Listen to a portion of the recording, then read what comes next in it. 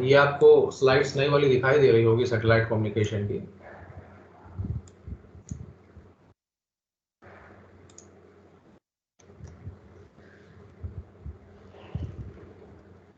Acknowledge yes it sir. because that's the way by which I can understand कि yes you are getting my voice or not।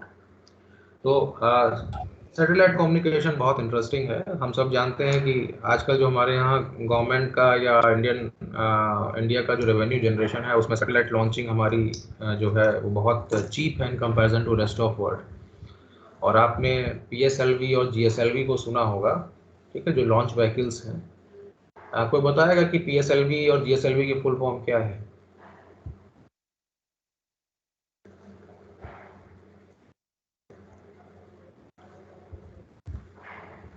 अगर आपको मालूम हो तो बताइए, वरना आई एम टेलिंग यू कि PSLV और GSLV में क्या है। बहुत सारे ऐसे मैटर्स हैं जो आई एम श्योर जब आप स्कूलिंग डेज में होंगे तो क्रायोजेनिक इंजन के बारे में बहुत डिस्कशन हो रहा था कि हमें हमारे ऊपर सैंक्शंस लग रहे थे कि हमें वो नहीं मिलेगा, और उसकी वजह से इसरो का जो स्पेस प्रोग्राम है उस पर एडवर्स इफेक्ट पड़ रहे थे। तो हम लोगों ने रशिया से भी बात की थी और हम लोगों को क्रायोजेनिक इंजन अवेलेबल कराए गए थे, और उसके बाद से हम इसरो ने उसमें बहुत ज़्यादा ग्रोथ की है। और अब हम चीपेस्ट जो है वो सर्विसेज प्रोवाइड करते हैं in the world and launching the satellites. तो जो PSLV है वो पोलर सैटेलाइट लॉन्च व्हीकल है, PSLV polar satellite launch vehicle. और जो GSLV है वो है जियो सिंक्रोनस लॉन्च व्हीकल, जियो सिंक्रोनस सैटेलाइट लॉन्च व्हीकल, ठीक है। वो है पोलर सैटेलाइट लॉन्च व्हीकल तो इसका नाम है PSLV, और जियो सिंक्रोनस सैटेलाइट लॉन्च व्हीकल तो उसका नाम है GSLV।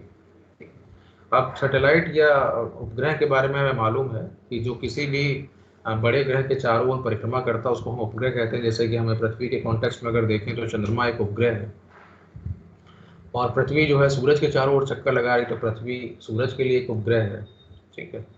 तो हम लोग ये सब जानते हैं, ये सब नेचुरल जो है सैटेलाइट्स हैं।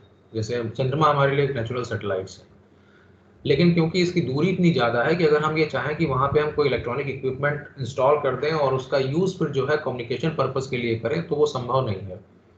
तो इसलिए हम आर्टिफिशियल सैटेलाइट की तरफ जाते हैं, और आर्टिफिशियल सैटेलाइट्स वो सिस्टम्स हैं विच आर कंटिन्यूअसली रोटेटिंग और रिवॉल्विंग अराउंड द अर्थ, ठीक है। अब अगर अर्थ को आप इमेजिन करें तो you might have seen the globe which is representing the earth. तो उसमें आप देखते हैं कि वो हल्का सा टिल्टेड होता है और दो तरफ से, ऊपर से और नीचे से वर्टिकली क्लिप्ड होता है। एक स्टैंड में जो हाफ सर्कल स्टैंड होता है उसके अंदर ये पूरा पृथ्वी का ग्लोब जो है वो फंसा हुआ होता है। वो क्या रिप्रेजेंट करते हैं, जो ऊपर और नीचे के जो पिंस हैं जो उसको होल्ड करे हैं वो पोल्स हैं। और एक लाइन ऑफ इक्वेटर है जो हॉरिजॉन्टल है, जो पृथ्वी के चारों ओर एक कक्षा बनाती है, तो वो लाइन ऑफ इक्वेटर बन जाती है। तो हमारे पास जो हैं जो सैटेलाइट्स हैं ये कई तरीके से मूव कर सकते हैं। एक तो वो होते हैं जो पृथ्वी के चारों ओर हॉरिजॉन्टली चक्कर लगाते हैं, मतलब you can imagine a 3D picture कि पृथ्वी रोटेट कर रही है अपनी धुरी पे, और उसके चारों ओर हॉरिजॉन्टल जो सर्कुलर पाथ है उसमें सैटेलाइट्स भी जो है घूम रहे हैं। तो ये सैटेलाइट जो होते हैं ये एक्चुअली जियो सिंक्रोनस सैटेलाइट्स कहलाते हैं, क्योंकि इनको हम जियो अर्थ ऑर्बिट में प्लेस करते हैं, GEO, इसलिए जियो भी कहते हैं, GEO जियो अर्थ ऑर्बिट। तो जो सैटेलाइट जियो अर्थ ऑर्बिट में प्लेस्ड होते हैं वो हॉरिजॉन्टली चक्कर लगाते हैं, this circular path is parallel to line of equator, ठीक है। दूसरा ये होता है कि अगर वर्टिकल देखें तो जैसे अगर आप किसी फुटबॉल की तरह अगर पृथ्वी को ले रहे हैं और वो अपनी धुरी पे नाच रही है, तो टॉप पे और बॉटम पे जो है पोल्स हैं, जिसको हम नॉर्थ पोल साउथ पोल्स कहते हैं।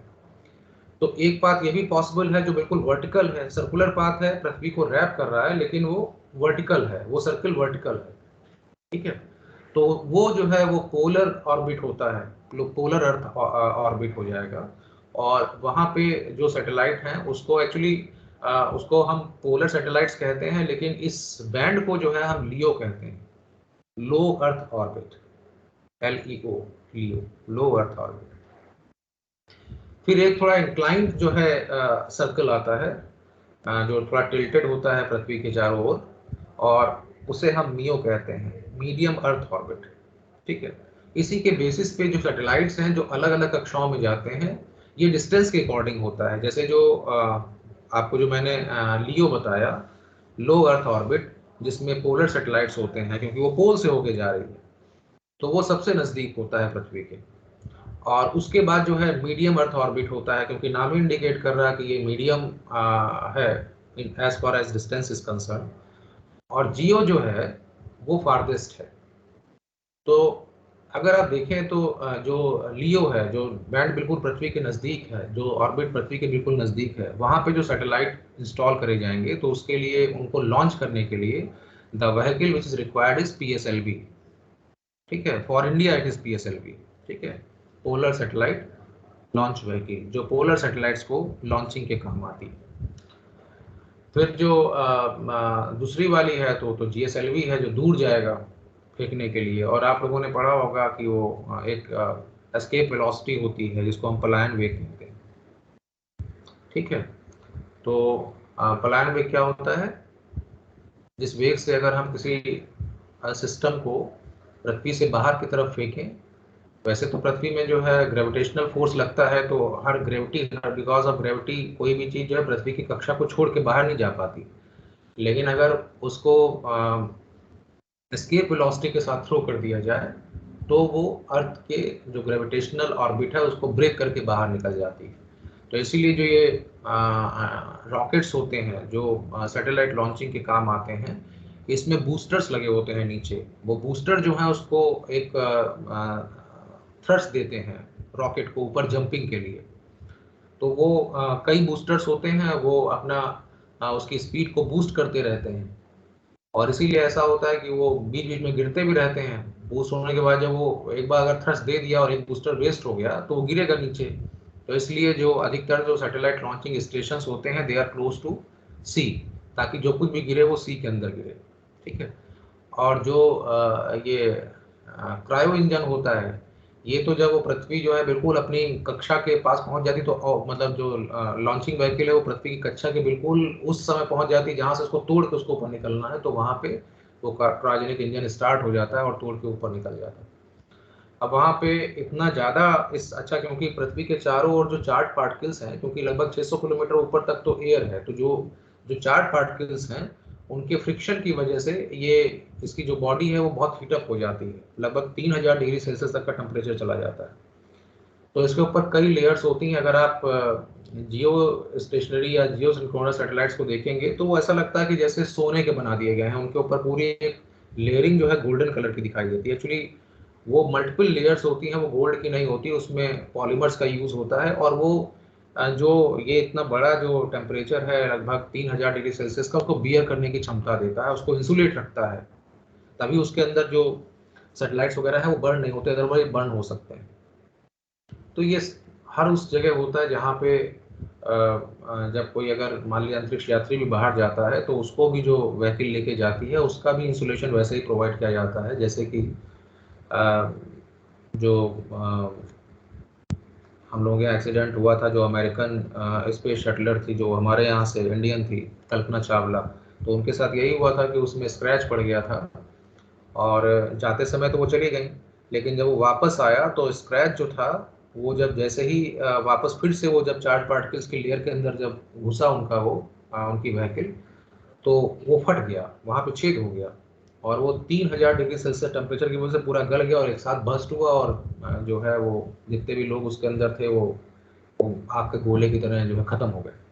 वो बाद में जब उसके ऊपर पूरा इन्वेस्टिगेशन हुआ तो मालूम चला कि उसमें कहीं कोई स्क्रैच आ गया था जब वो गया था। तो बहरहाल आप इससे अवेयर हो जाएं कि तीन तरीके की कैटेगरीज है सैटेलाइट्स की। एक वो जो पृथ्वी के बहुत नज़दीक है, उसे LEO कहेंगे, लो अर्थ ऑर्बिट। ठीक है, नाम ही इंडिकेट कर रहा है। दूसरा जो है उसके ऊपर है वो उसको मियो कहेंगे, जैसे मीडियम अर्थ ऑर्बिट। और सबसे ऊपर जो है उसको जियो कहेंगे, वो जियो स्टेशनरी या जियो सिंक्रोनस अर्थ ऑर्बिट। ठीक है, ये तीन है। और इनका बेसिक यूज क्या है? For various purposes. हम टीवी देख पा रहे हैं तो केवल इसलिए देख पा रहे हैं क्योंकि जियो सैटेलाइट जो हैं वो आसमान में चल रहे हैं and they are making it possible कि कहीं का भी पूरे वर्ल्ड का कम्युनिकेशन जो है वो हमारे टीवी में रिसीव हो रहा है। और आप वियॉन से लेकर अल जजीरा तक सब कुछ देख लेते हैं क्योंकि वो सारे इंडियन चैनल्स नहीं हैं, but it's possible because of satellite communication. उसके अलावा वेदर फोरकास्टिंग होती है कि हमें वेदर के बारे में मालूम चल जाता है। तो ये जो पोलर सैटेलाइट्स हैं ये इतनी तेजी से पृथ्वी के चारों ओर घूमते हैं कि ये टाइम टू टाइम जो है उसको चेक करते रहते हैं और वेदर फोरकास्टिंग इससे हो सकती है। सर्विलांस के लिए जो है जियो सैटेलाइट्स यूज होते हैं क्योंकि constantly they can monitor certain spaces of earth. तो इसी वजह से अगर कहीं कोई परमाणु ब्लास्ट होता है या कोई टेस्टिंग करता है मिसाइल्स की, तो पूरे वर्ल्ड में आजकल ये हाइड करना इज वेरी डिफिकल्ट क्योंकि तुरंत ही ये ट्रेस हो जाता है। तो ये भी एक इसका एप्लीकेशन है। तो सैटेलाइट्स जो हैं they are providing transmission capability to and from any location on earth. ठीक है, वो टू एंड फ्रॉम जो है वो सैटेलाइट कम्युनिकेशन जो है वो प्रोवाइड होता है सैटेलाइट के थ्रू। और एक चीज़ इसमें और है कि जैसे अगर कोई सैटेलाइट जो है वो ऊपर अर्थ दूर है और नीचे यहाँ अर्थ है, तो इसमें कुछ टर्मिनोलॉजीज हैं जो आपको समझना जरूरी है। एक है अप लिंक की और दूसरी है डाउन लिंक की। तो यहाँ पे जो जो डाटा हमें कहीं रिट्रांसमिट कराना होता है, और जैसे मान लीजिए यहाँ पे जो बीच में जो टरायन है, जैसे ये एरिया एक ए है और ये एरिया बी है और बीच में जो है समुद्र या सी है। तो इसमें ये मालूम ये है कि यहाँ पे क्योंकि एरिया इतना वास्ट है, इतना वाइड है कि ना तो उसका अर्थ पे जो है ऐसे ट्रांसमिशन हो पा रहा है और ना हम केबल ले डाउन कर सकते हैं। तो हम क्या करते हैं, we are taking help of satellites. तो अपलिंक जो फ्रीक्वेंसी है उस पर डाटा जो है वो ऊपर की ओर जाता है सैटेलाइट पे, और सैटेलाइट वहाँ पे क्या करता है कि उसके अंदर जो ट्रांसपॉन्डर्स वगैरह लगे होते हैं वो पहले क्या करेंगे, इसके नॉइस को ख़त्म करेंगे, इसको फर्दर एम्पलीफाई करेंगे और इसको एक कंपेरेटिवली वाइड फ्रीक्वेंसी पे रीट्रांसमिट कर देंगे नीचे की ओर, और ये क्या हो जाएगी, ये डाउनलिंक फ्रीक्वेंसी हो जाएगी जिसके ऊपर उन्होंने रीट्रांसमिट किया। तो ये यहाँ पे एक अर्थ स्टेशन होता है जो उसको कैच करता है। तो इस तरीके से जो सेंडर और रिसीवर है they may exist on earth but they are taking help of this satellite. इस सैटेलाइट की हेल्प लेते हैं और इसमें अप लिंक और डाउन लिंक ये दो उसकी फ्रीक्वेंसीज हो गई। कोई सैटेलाइट जितने एरिया में कम्युनिकेशन अपना प्रोवाइड कराता है उसे हम कहते हैं कि वो उसका फुटप्रिंट है, कि वो कहाँ कितनी दूर तक का। जैसे मान लीजिए अगर यहाँ पे डाउन लिंक हुआ और ये इतने एरिया में जो है कम्युनिकेशन प्रोवाइड कर पा रहा, तो हम कहेंगे कि ये इसका फुटप्रिंट है। ठीक है, कितना उसकी कवरेज है। तो इसके बारे में और फर्दर पढ़ते हैं, इट्स वेरी इंटरेस्टिंग। जैसे यहाँ पे जो ऑर्बिट्स हैं उसके बारे में मैंने बताया। अच्छा, पीरियड किसी सैटेलाइट का कैसे निकालते हैं, तो उसके लिए देयर इज केपलर्स लॉ, और वो पीरियड कैसे कैलकुलेट किया है, सी एक कांस्टेंट है मल्टीप्लाइड बाय जो डिस्टेंस है अर्थ के सेंटर से उस सैटेलाइट का। देखिए व्हेन आई एम सेइंग अर्थ के सेंटर से, तो अर्थ की सरफेस से सैटेलाइट का जो डिस्टेंस है उसमें आप अर्थ के रेडियस को भी जोड़ेंगे तभी वो सेंटर से निकलेगा। तो सी जो कांस्टेंट है उसकी वैल्यू अप्रॉक्सीमेटली 1/100 होती है, और डिस्टेंस अगर हमें पता हो तो हम पीरियड कैलकुलेट कर सकते हैं। तो अब इसमें उसका एग्जांपल आगे देखते हैं, लेकिन सैटेलाइट ऑर्बिट को आप देखिए तो ये जो ऑर्बिट पहला वाला है जो हॉरिजॉन्टल है, ठीक है, ये क्या है, this is the example of GEO. दूसरा जो है ये इंक्लाइंड है, ठीक है, ये मियो का हो गया, और जो ये वर्टिकल है ये किसका हो गया, लियो का हो गया, और इसको पोलर भी कहते हैं। ठीक है, पोलर ऑर्बिट, ये इंक्लाइंड ऑर्बिट, और ये equatorial orbit. Why equatorial orbit, because it's parallel to line of equator, तो इसलिए इक्वेटोरियल हो गया। तो अब देखिए यहाँ पे according to Kepler's law, what is the period of satellite that is located and at an orbit, जो ऑर्बिट जो है 35,786 किलोमीटर पृथ्वी की अर्थ सरफेस से दूर है।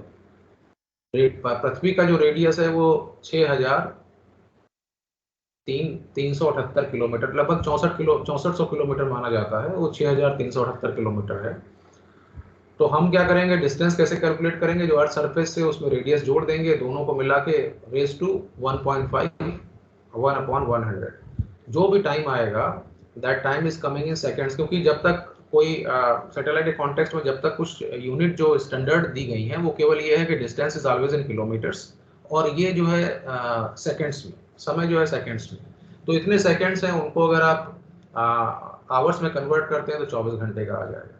इसका मतलब है कि ये सैटेलाइट जो है जिसको अभी हम लोगों ने जाना, ये 24 घंटे में पृथ्वी का चक्कर लगा के पूरा करता है। पृथ्वी खुद भी जो है अपने आप का एक रोटेशन जो है 24 घंटे में पूरा करता है, पूरा करती है। तो इसका मतलब क्या है कि ये जो सैटेलाइट है ये उस ऑर्बिट में है जो विद रिस्पेक्ट टू पृथ्वी वो हमेशा कांस्टेंट या स्टेशनरी दिखाई देगा। जैसे अगर मान लीजिए मैं बस में ट्रेवल कर रहा हूँ, वो 50 किलोमीटर की स्पीड से चल रही है, एक पैरेलल कार भी मेरे साथ बस के किनारे किनारे चल रही है, उसकी भी 50 किलोमीटर पर आवर है। तो हम अगर कार वाला अगर मुझे देखे या मैं अगर कार वाले को देखूं तो हम तो एक दूसरे को स्टेशनरी पाएंगे, because all the time we can see each other, लेकिन दोनों ही चल रहे हैं। ठीक है, तो स्पीड तो दोनों की है, लेकिन एक दूसरे के रिस्पेक्ट में वो स्पीड कितनी है, जीरो है, क्योंकि मेरे लिए वो कांस्टेंट है, उसके लिए हम constant. This is what happening in case of the satellites also, कि जिसका पीरियड ही 24 घंटे का है, तो वो तो जहां पे स्थापित हो गया और पृथ्वी के जिस ग्राउंड स्टेशन से उसको कनेक्ट कर दिया गया या मॉनिटर कर दिया गया, उसके साथ वो हमेशा ही कनेक्शन में रहेगा, कनेक्टेड रहेगा, पूरा दिन उसको दिखाई देगा, 24 घंटे दिखाई देगा, क्योंकि उसका रोटेशन पीरियड वही है जो पृथ्वी का है।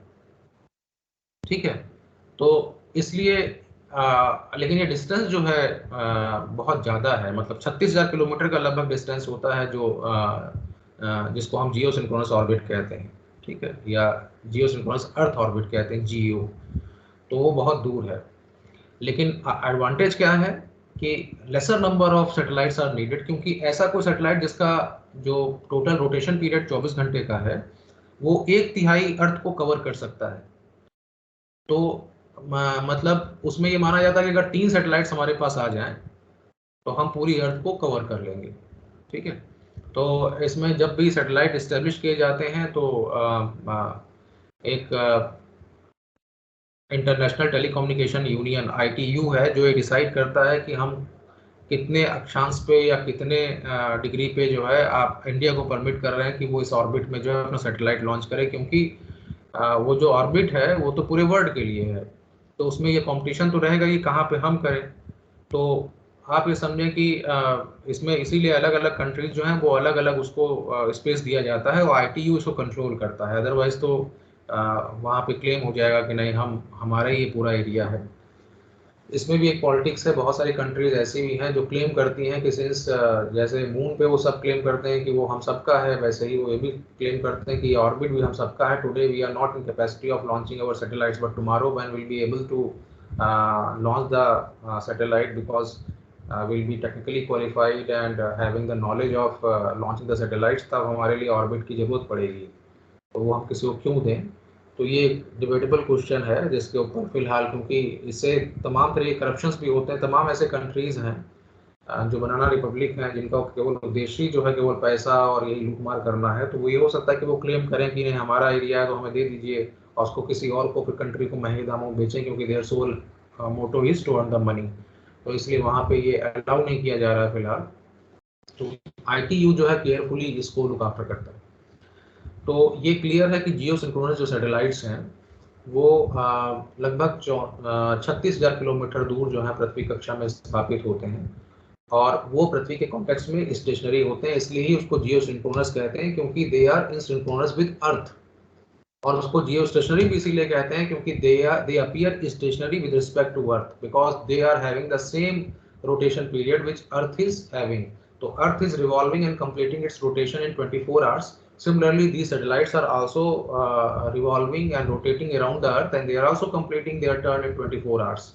तो वो जिस ग्राउंड के जिस जिस एरिया में वो विजिबल हैं 24 आवर्स उसी एरिया में विजिबल रहते हैं। तो ये तीनों कैटेगरी मैंने बताई दी कि जियो है, मियो है और लियो है। Geosynchronous earth orbit, medium earth orbit, और LEO is low earth orbit. ठीक है, अब इसमें ये डिस्टेंसेस दिखाए गए हैं। तो इसमें this figure is showing the satellite altitudes with respect to surface of earth. There is only one orbit at an altitude of 35,786 kilometre. ठीक है, ये गलत लिखा है, OEO नहीं है, it is GEO satellite. Then middle earth orbit जो है MEO satellites are located at an altitude between 5,000 and 15,000 kilometre. ठीक है, तो वो 5,000 से 15,000 के बीच में स्थापित किए जाते हैं। यहाँ पे आप देखें तो यहाँ पे आपको जो सबसे जो लास्ट वाला है LEO satellite, they are normally below an altitude of 2000 kilometre, वो 2000 किलोमीटर के अंदर ही रहते हैं नीचे।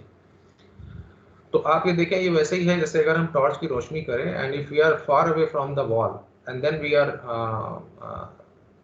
just sending or throwing the light on wall, तो we are covering rather a large area, ठीक है।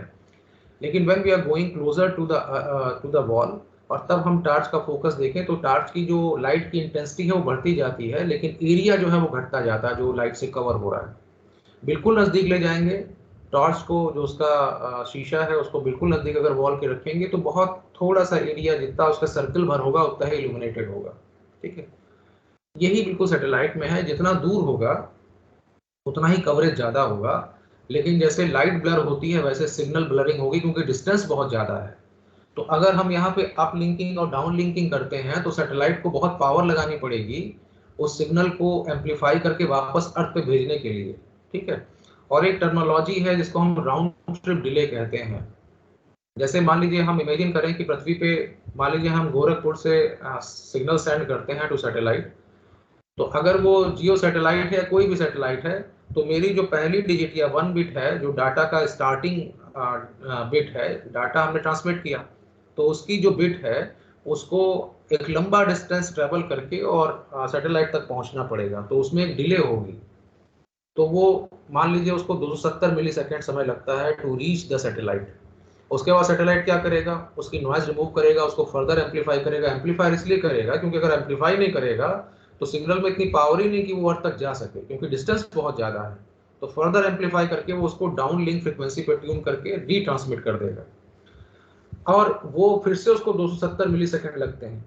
तो आपने जो भी डेटा भेजा उसमें 540 मिली सेकेंड का ओवरहेड तो ऐसे ही आ गया। मतलब अगर मैं गोरखपुर से कोई डेटा लखनऊ भेजना चाहता हूँ थ्रू सैटेलाइट, और अगर जो डिले है राउंड ट्रिप डिले वो टोटल 540 की है, 270 ऊपर जाने में सैटेलाइट तक और सैटेलाइट से 270 वापस आने में, तो 540 हो गया।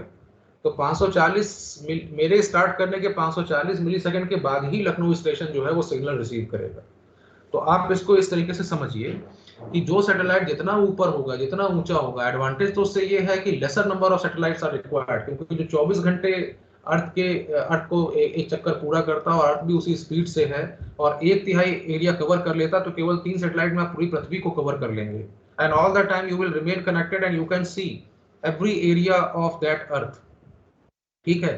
तो नंबर ऑफ सैटेलाइट्स तो कम है, लेकिन पावर कंजम्पशन बहुत ज्यादा होगा, क्योंकि उसको जो है सिग्नल एम्पलीफाई करके और बहुत ज्यादा लंबे डिस्टेंस उसको, मतलब 36,000 किलोमीटर उसको ट्रैवल कराना होगा। ये चीज बहुत कम हो जाएगी जब हम लियो को देखें। लेकिन उसका जो, उसके साथ दूसरी दिक्कत है कि उसका जो एक पीरियड है वो केवल बहुत थोड़ा, बहुत छोटा है। जैसे कि वो लगभग 84 मिनट में वो एक चक्कर लगा लेता है पृथ्वी का।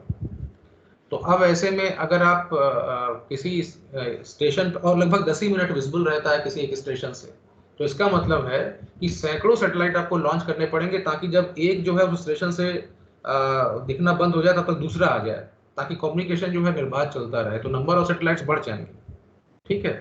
लेकिन फायदा इससे क्या होगा, क्योंकि डिस्टेंस कम है इसलिए पावर कंजम्पशन भी कम होगा, और पावर कंजम्पशन सैटेलाइट का कम होगा, नंबर ऑफ सैटेलाइट जरूर बढ़ जाएंगे। लॉन्चिंग जो है थोड़ी इनएक्सपेंसिव होगी, चीप होगी, क्योंकि इसको स्थापित करना जो है PSLV टाइप का हमें लॉन्च व्हीकल चाहिए होगा, क्योंकि ये जो है लोवेस्ट अर्थ ऑर्बिट में या लोअर अर्थ ऑर्बिट में जो है इसको प्लेस कर रहा है, जो बहुत नज़दीक है, ठीक है।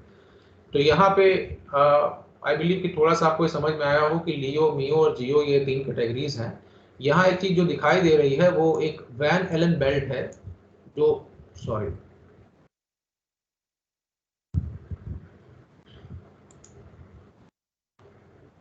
ये वैन एलन बेल्ट है। और ये बेल्ट क्या है, it is containing the charge particles. जो चार्ज पार्टिकल्स हैं उनकी एक ये बेल्ट बनी हुई है, और इसी में घर्षण होता है, फ्रिक्शन होता है अगर सैटेलाइट से निकलते हैं। तो इसमें तो कोई सैटेलाइट स्थापित हो नहीं।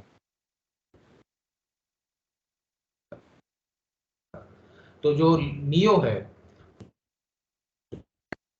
जो मिडिल, ये अपर वैन एलन बेल्ट और लोअर वैन एलन बेल्ट के बीच का हिस्सा है, ठीक है। और लोअर वैन एलन बेल्ट के नीचे जिसको स्थापित करते हैं वो लियो है, वो लो अर्थ ऑर्बिट जो है जिसमें हम इनको सैटेलाइट्स को प्लेस करते हैं। तो म्यू ऑर्बिट जो है is located between two Van Allen belts, upper Van Allen belt and lower Van Allen belt. फिर ये सैटेलाइट का जो सैटेलाइट को जो ट्रांसमिशन है, अर्थ से सैटेलाइट को उसे अपलिंक कहेंगे और सैटेलाइट से अर्थ को जो है डाउनलिंक कहेंगे। फिर अलग अलग फ्रीक्वेंसी बैंड हैं, जैसे एल बैंड है, एस बैंड है, सी बैंड है, के यू बैंड है, के ए बैंड है। ठीक है, ये अलग अलग बैंड हैं जो सैटेलाइट फ्रीक्वेंसी में अलग अलग टाइप के सैटेलाइट्स के लिए यूज की जाती है, मतलब लियो के लिए, मियो के लिए और जियो के लिए। तो अब इसमें जो हाई फ्लाइंग जो सैटेलाइट्स हैं, हाई फ्लाइंग सैटेलाइट्स जो हैं, दे आर ऑफन कॉल्ड जियो। हम बता ही चुके हैं ये सब कुछ 24 घंटे का इसका होता है, 1/3 कवर करता है, तो इसलिए 3 चाहिए ताकि पृथ्वी पूरी कवर हो जाए। इस ऑर्बिट में कैओस रहता है क्योंकि ये सिंगल ऑर्बिट है जिसमें बहुत सारे लोग, बहुत सारे कंट्रीज अपने अपने सैटेलाइट्स को प्लेस करना चाहते हैं। तो इसलिए इसमें जो है इसको कंट्रोल करने के लिए ITU है, जो इंटरनेशनल टेलीकम्युनिकेशन यूनियन है, वो डिसाइड करती है कि इसको कंट्रोल करती है कि कैसे इसको अलॉट किया जाए। तो नेक्स्ट इसके बारे में, इसके एडवांटेज। तो एडवांटेज में क्योंकि less number of satellites are required to cover the entire earth, केवल 3 ही चाहिए। जियो जो है वो आइडियल है फॉर टीवी के लिए और रेडियो ब्रॉडकास्टिंग के लिए।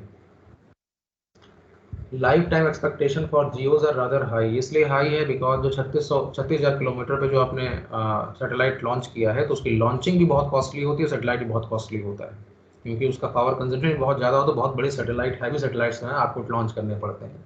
तो अगर इनकी लाइफ छोटी होगी तो ये हमारे लिए एडवांटेजेस नहीं होंगे। तो लगभग 15 साल इनकी जो है एडवांटेज, इसकी जो है लाइफ रहती है। और क्योंकि इनके जो फुटप्रिंट है बहुत बड़े बड़े हैं, क्योंकि 1/3 अगर पृथ्वी को कवर करता हो, तो आप अगर मूवमेंट देखें तो अधिकतर क्या होगा, जितना एक सैटेलाइट कवर कर रहा होगा एरिया में, उसमें ही लोग आपस में इधर उधर मूव कर रहे होंगे। तो इंटर सैटेलाइट तो जो है हैंड ओवर होगा नहीं, वो तभी होगा जब एक सैटेलाइट के फुटप्रिंट से दूसरे सैटेलाइट के फुटप्रिंट में कोई मूव कर रहा हो। तो यहाँ पे क्योंकि 3 ही सैटेलाइट पूरी पृथ्वी को कवर कर रहे हैं, तो संभावना तो केवल तभी बनेगी जब एक सैटेलाइट के फुटप्रिंट से आप दूसरे सैटेलाइट के फुटप्रिंट में जाएं। लेकिन फुटप्रिंट ही इतना बड़ा है, क्योंकि इतनी दूर से है, इतना बड़ा है कि उसमें बहुत कम हैंडओवर की रिक्वायरमेंट होती। पर फिर भी there may be some situations where you are leaving the footprint of one satellite and moving into the footprint of another satellite. So in that case, the handover should occur. ठीक है। Disadvantage क्या है? Transmit power needed is relatively high, which causes problems for battery powered devices. जैसे mobile phone वगैरह तो हम use ही नहीं कर सकते क्योंकि उनकी पावर ही नहीं होती। तो due to high round trip delay मतलब सिग्नल का ऊपर जाना और वहां से फिर वापस होके अर्थ स्टेशन पे आना, तो इतना ज्यादा होता है कि इसमें बहुत सारी जो नॉन हमारी रीट्रांसमिशन स्कीम्स हैं वो फेल हो जाती हैं। ठीक है।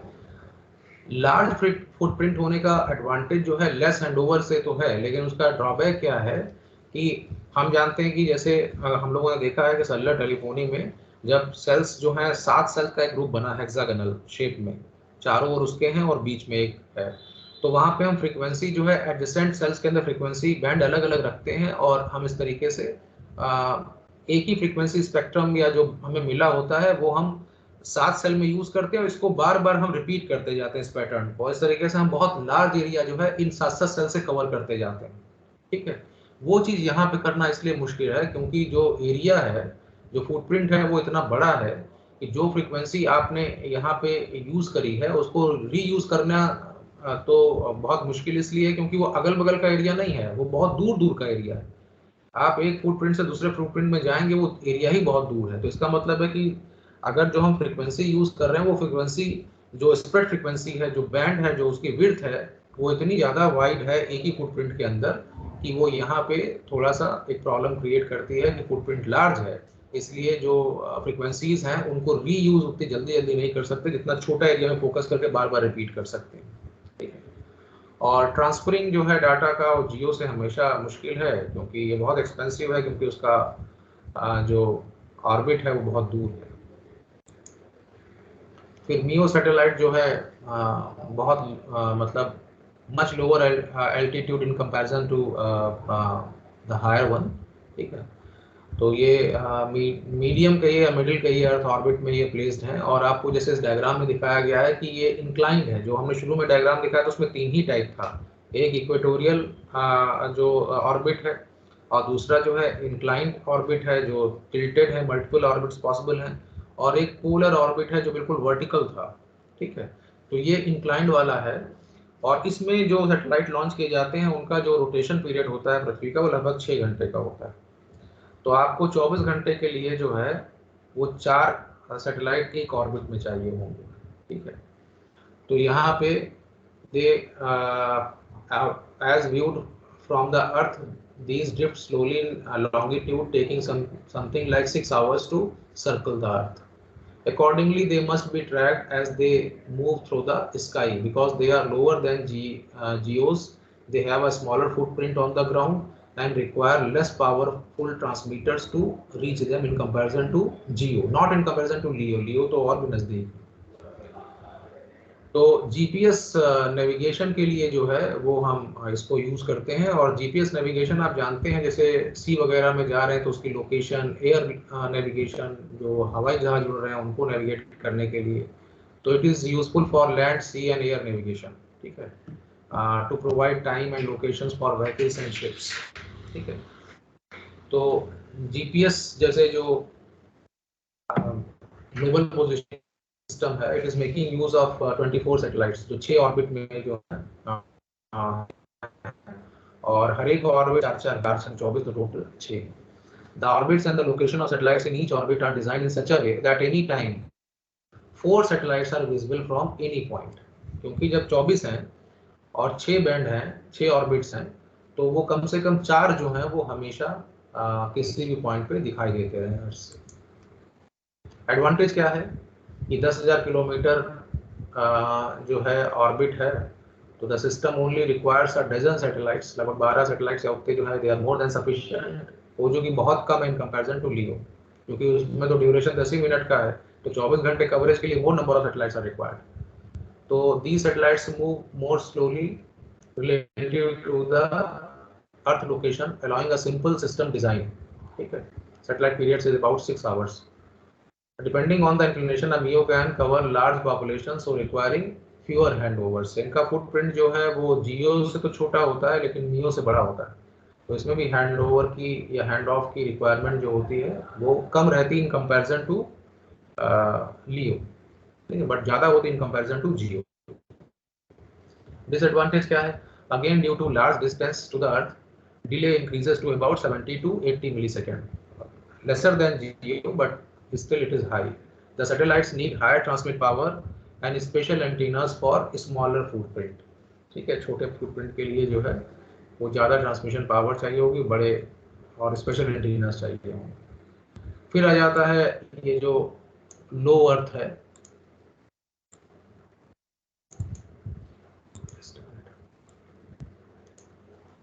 Satellite having satellites have polar orbits. जो लो अर्थ ऑर्बिट है या LEO satellite, they have polar orbits. तो ये आपको मालूम है कि पृथ्वी के चारों ओर जो वर्टिकल एक रिंग है वो उसे ही हम पोलर ऑर्बिट्स कहेंगे जो उसमें मूव कर रहे हैं। एल्टीट्यूड जो है 500 से 2000 किलोमीटर तक का है, और रोटेशन जो है वो 90 से 120 मिनट का है रोटेशन पीरियड, लगभग 84 मिनट में ये पृथ्वी का चक्कर लगा लेता है। ये तो वैसे ही है जैसे कि जो चीज़ बिल्कुल नज़दीक होगी, आप टॉर्च को जब बिल्कुल बगल में ले जाते हैं दीवार के तो उसका कवरेज एरिया बहुत घट जाता है, तो पूरी दीवार को कवर करने के लिए लाइट से आपको बहुत बार उसको रोटेट करना पड़ेगा, बहुत ज़्यादा टॉर्च की जरूरत पड़ेगी। दूर कर देते हैं तो जितना डिस्टेंस बढ़ाते जाते हैं उतना ही वो स्प्रेड होता जाता है लाइट, तो ज़्यादा इल्यूमिनेट कर सकते हैं वॉल को। लेकिन उसके साथ ड्रॉबैक क्या है, लाइट जो है ब्लर होती है, क्योंकि जब डिस्टेंस बढ़ता है तो आपको एक ज़्यादा इंटेंसिटी की जो है लाइट चाहिए होगी to cover that. The same thing is happening in case of satellite also, जो बहुत दूर हो जाएगा कवरेज बढ़ जाएगी, लेकिन उसके लिए पावर भी ज़्यादा चाहिए होगी। तो LEO system is made of a constellation of, constellation कहते हैं जो तारामंडल टाइप का बनता है, तो एक तारामंडल बन जाता है सैटेलाइट का, which is they are working together as network, जहाँ पे हर सैटेलाइट जो है स्विच की तरह काम करना शुरू कर देता है। और ये किस में यूज़ होते हैं? ये मोबाइल कम्युनिकेशन में यूज़ होते हैं, क्योंकि बहुत नज़दीक हैं, तो इसलिए they are ideal for mobile communication because round trip delay is very less. So here it is possible, and since they are very close, so lesser power is required to transmit the signal from mobile to satellite. ठीक है, तो जो satellite telephones होते हैं वो इसी basis पे work करते हैं. तो a satellite can also communicate with an earth station. Just minute में इसको हटा दूं थोड़ा. तो यहाँ पे जो ये फिगर दी हुई है तो उसमें ये दिखाया गया है कि एक अर्थ स्टेशन जो है ये गेटवे लिंक है जो इंटर सैटेलाइट कम्युनिकेशन को फैसिलिटेट कर रहे हैं कि, और ये फुटप्रिंट है. तो एक फुटप्रिंट से जब आप दूसरे फुटप्रिंट में जाएंगे तो ऑब्वियसली वहाँ पे कम्युनिकेशन जो है सीमलेसली ट्रांसफर करना पड़ेगा, फ्रीक्वेंसी ट्रांसफर करनी पड़ेगी. तो किसके थ्रू होगी? वो गेटवे लिंक के थ्रू होगी जो ग्राउंड स्टेशन है उस पर. अब इसके एडवांटेज और डिसएडवांटेज क्या हैं? तो एडवांटेज ये है कि एडवांस जो कंप्रेशन स्कीम्स हैं उससे हम वॉइस को कंप्रेस करके और ज़्यादा हाई ट्रांसमिशन रेट्स जो हैं वो पा सकते हैं क्योंकि ये तो नज़दीक भी है. फिर पावर जो है वो कम चाहिए होगी क्योंकि जो डिस्टेंस है अर्थ से वो बहुत ज़्यादा नहीं है. जो डिले है पैकेट की वो भी रिलेटिवली बहुत लेस है in comparison to GEO and MEO. So ideally suitable for this kind of cellular communication. ठीक है, लेकिन यहाँ पे अच्छा स्मॉलर फुटप्रिंट है. देखिए ये आप बड़ा कॉमन सा फैक्टर निकाल सकते हैं कि जब फुटप्रिंट छोटा होगा तो एडवांटेज ये है कि फ्रीक्वेंसी रीयूज बढ़ जाएगा क्योंकि उसी फ्रीक्वेंसी को हम बहुत एरिया में दोबारा यूज करते रह सकते हैं. लेकिन उसका ड्रॉबैक क्या है कि more number of handovers will be required क्योंकि फुटप्रिंट जितना छोटा होगा, कवरेज छोटी है, तो एक से जब दूसरे में जाएंगे तो तुरंत ही जो है हमें हैंडओवर की जरूरत पड़ेगी. तो एक तो इसका जो डिसएडवांटेज में कि सबसे बड़ा डिसएडवांटेज यही कि बहुत सैटेलाइट चाहिए होंगे क्योंकि रोटेशन पीरियड ही बहुत कम है. तो बहुत थोड़ी देर के लिए किसी को ये विजिबल रहता है. तो अगर आपको किसी स्टेशन पे all the time you wish to remain connected तो आपको ये जरूर इंश्योर करना पड़ेगा कि जब तक एक सैटेलाइट हटे तब तक दूसरा आ जाए, दूसरा हटे तीसरा आ जाए. तो इसलिए आपको बहुत ज़्यादा नंबर ऑफ सैटेलाइट्स लॉन्च कराने पड़ेंगे. The short time of visibility with a high elevation requires additional mechanism for connection handover between different satellites क्योंकि अब फुटप्रिंट ही छोटा है और वो जरा देर के लिए दिख रहा है, तुरंत ही हट जाके दूसरा वाला सैटेलाइट आ जा रहा है. तो बार बार आपको ट्रांसफर करना पड़ेगा जो कम्युनिकेशन जो फ्रिक्वेंसीज हैं उसको, मतलब जो कम्युनिकेशन सिग्नल से हम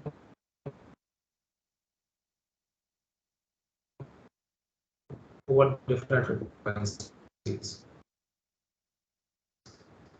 जियो चलते हैं खत्म हो जाते हैं क्योंकि इन पे जो है रेडिएशन का और जो फ्रिक्शन है एटमॉस्फेरिक उसका असर पड़ता रहता है. और वो क्योंकि जो वैन एलन बेल्ट है उसके थोड़ा नज़दीक भी होते हैं तो लाइट उतनी ज़्यादा नहीं होती जितने की जियो की होती है. ठीक है, so this is all about the satellite communication, and these slides also I have sent to you. So you need to have the complete understanding कि ये जो तीनों बैंड हैं ये कैसे हैं और उसके अलावा इनके एडवांटेजेस और डिसएडवांटेजेस क्या हैं. तो हम जो सैटेलाइट कैटेगराइज करते हैं that we are categorising based on the bands only कि वो जियो है या मियो है या लियो. Was it okay?